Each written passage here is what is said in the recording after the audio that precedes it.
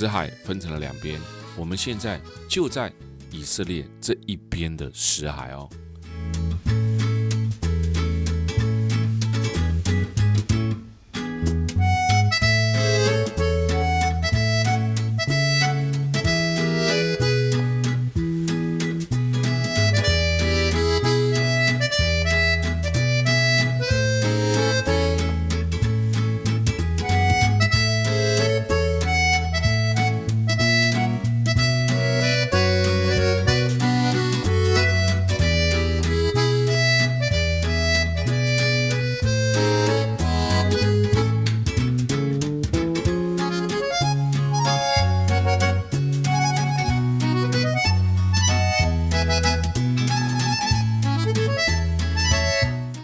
死海将以色列跟约旦分开来了，所以死海的一半是约旦，一半是以色列。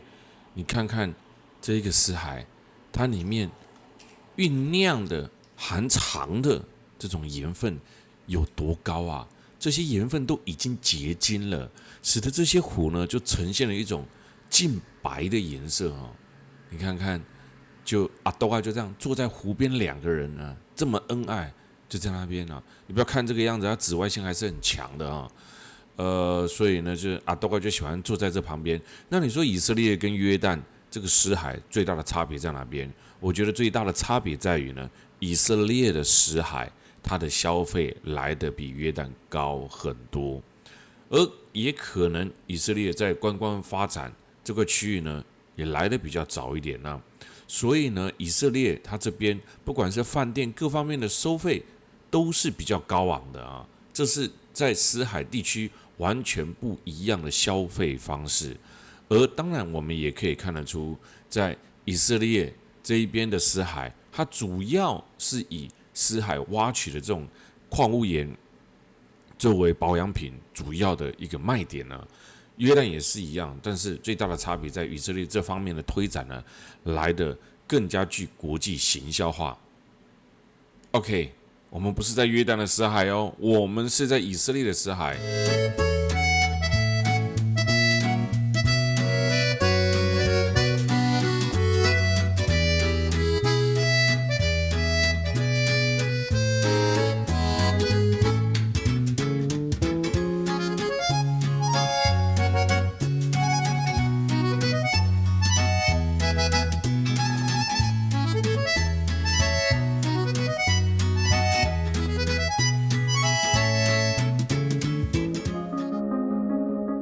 以色列最重要的博物馆，著名的死海卷轴便藏身于此啊。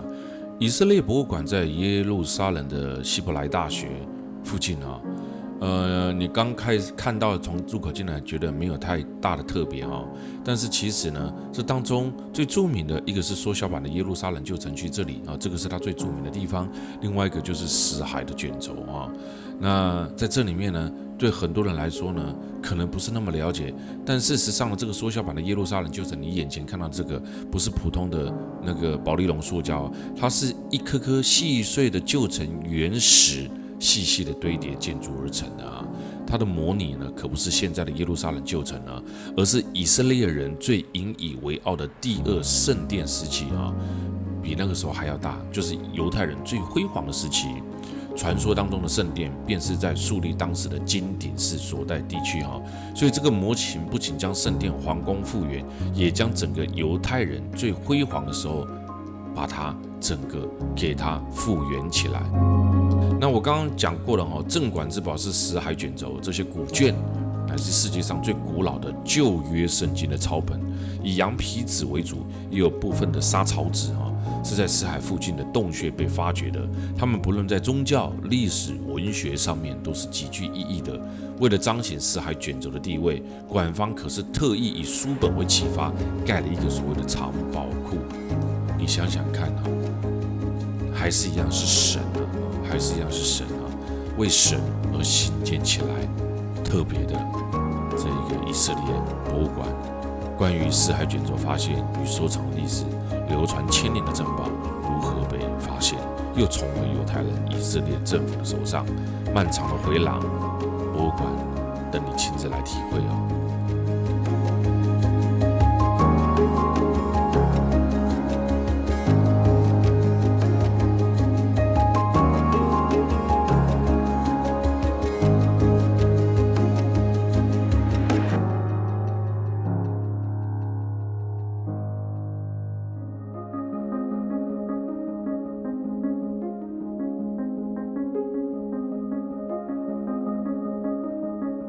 国的使馆都要把自己的大使馆都会放在这儿。耶路撒冷穷嘛，还老发生冲突，所以各国使馆也不放心，不安全，担心不安全。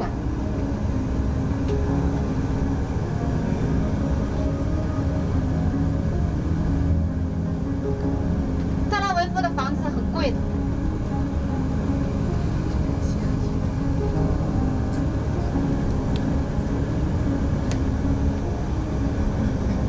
我们看到了高楼大厦林立，没有再看到古城了。为什么？因为这里是特拉维夫啊。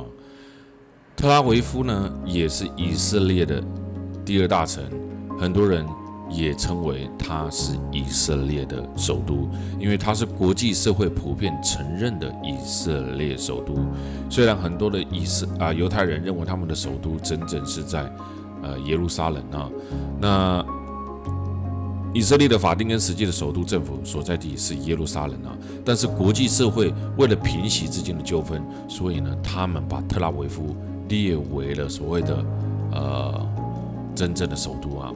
只有谁？美国少数几个国家承认耶路撒冷才是他的首都啊。所以这个地方呢，你看多么的具有冲突性，对吧？犹太人、阿拉伯人占总人口的4%啊。那在这个地方呢，以色列最大的都会区，这很特别啊。那我们离开了经过也离开了特拉维夫之后，我们来到了另外一个非常重要的海滨城市，它可以证明以色列当时的辉煌情景。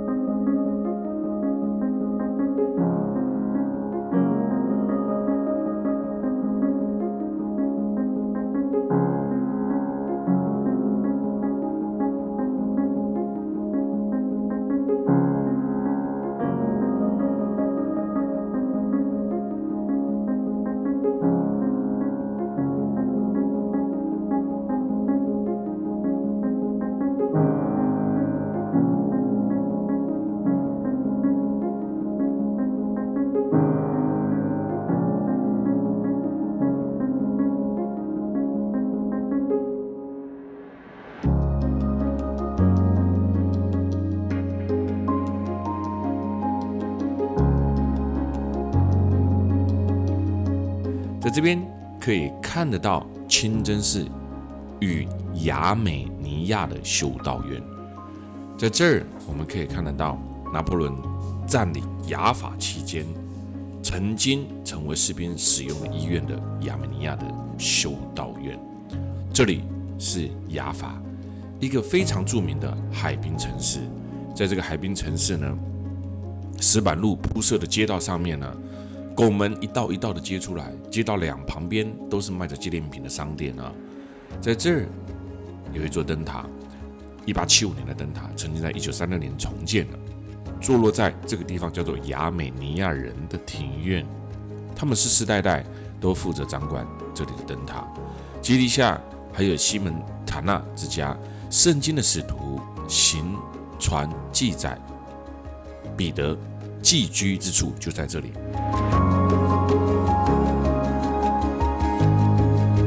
来到以色列，你可以看到，你可以发现，你几乎全部都在圣经里面游走着。这就是以色列，包括这里的，你看这个灯塔，就我刚刚前面所讲的，也是这一个城市的非常重要的地标啊。从这边看过去，就看到了特拉维夫，雅法古城也就在特拉维夫的旁边，亚美尼亚人掌管的地方。这一座海滨城市非常的美，那也拥有了很少见到的白净沙滩，在以色列啊，